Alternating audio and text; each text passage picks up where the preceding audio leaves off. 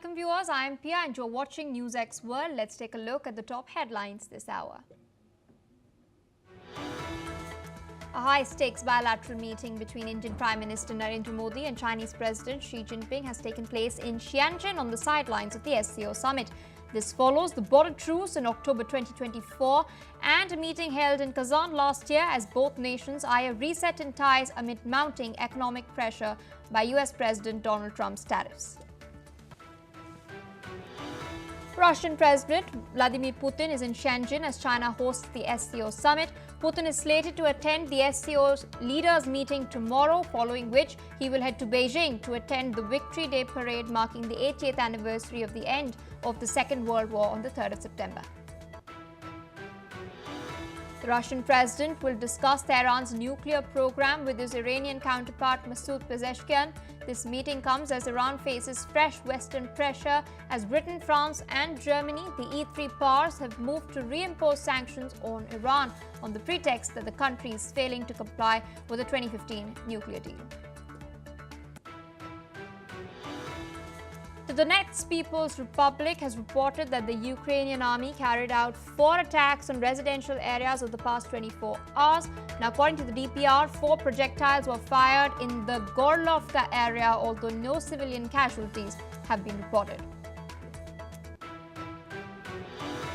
Even as the SCO summit is underway in China, US President Donald Trump used the Labor Day weekend to tout nearly $10 trillion in new investments for American workers. He has claimed that a big year lies ahead for the US if tariffs are approved by courts. Earlier, a federal court declared Donald Trump's tariffs as illegal but did not put a stay on them, giving his administration time to appeal in the US Supreme Court. Brazil has proposed an extraordinary BRICS summit to coordinate a response to trade challenges caused by US tariff policies. President Lula da Silva has stated that modern multipolarity is incompatible with unilateral actions. He noted that negotiating without a collective position is like a worker without a union trying to negotiate with a boss.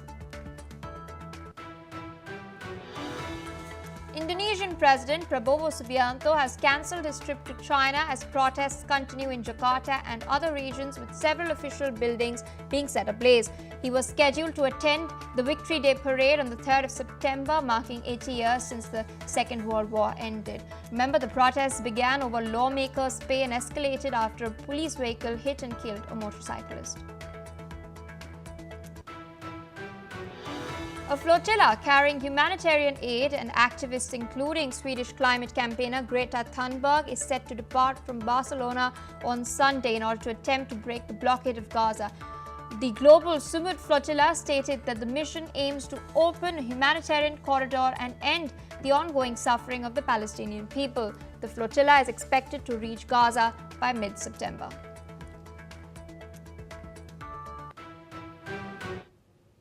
Well, those are the